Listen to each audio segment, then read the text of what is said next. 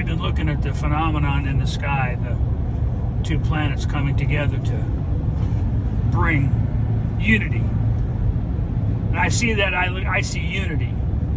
You know, when the star was posted in Bethlehem, when Christ was born, it spoke of unity. It spoke of redemption. It spoke of man's ability now to be reconciled with God, to coming together as a family, to worshiping the one true God, to loving Christ. Everything about it was positive. Everything was great. Everything was wonderful. Everything was on time. Everything was hope. It spoke of hope.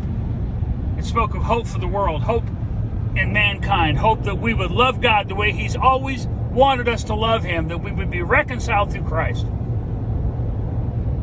And now I look at this star in the sky tonight, and to me it's troubling, because even to the naked eye, you don't have to have a telescope or binoculars or anything. You can see by the naked eye that the two phenomena that came together to bring hope and peace at the time of Christ are clearly separate. You can see the two spheres separate. They're not together. That has diminished the brightness of the light. It has diminished what the original star was. The separation of the two spheres, to me, speaks of the separation of this world, that God wanted us to serve Him, to be reconciled with Him, and so many of us have chosen the path of darkness, have turned away from Him. There's no unity. The hope of unity, there is no unity. The world is ripped in half, torn in half.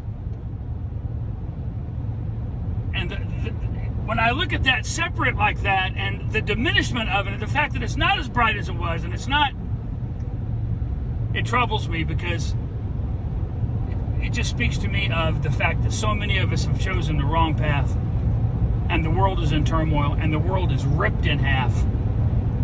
It's torn in half. It's been ripped asunder. And when I look at that sphere in the sky, it speaks to me of God's judgment.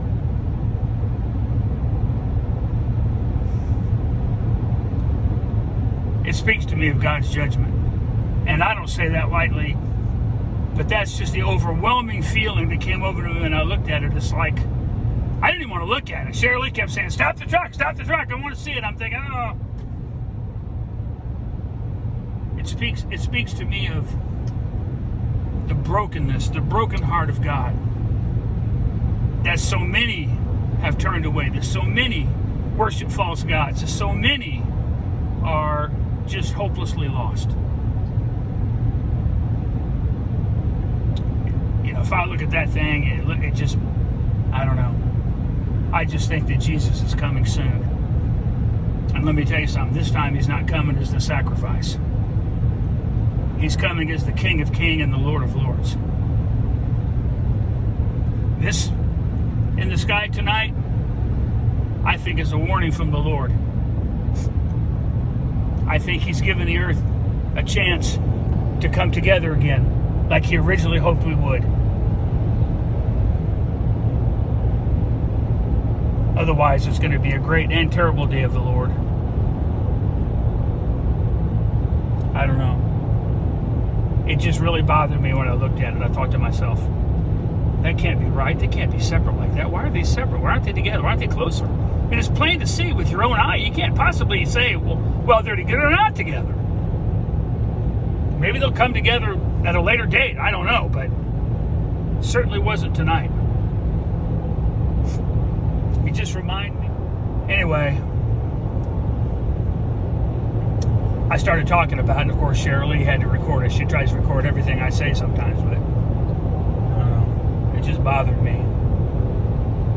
Anyway, we love y'all. We're praying for y'all. God bless you. Merry Christmas.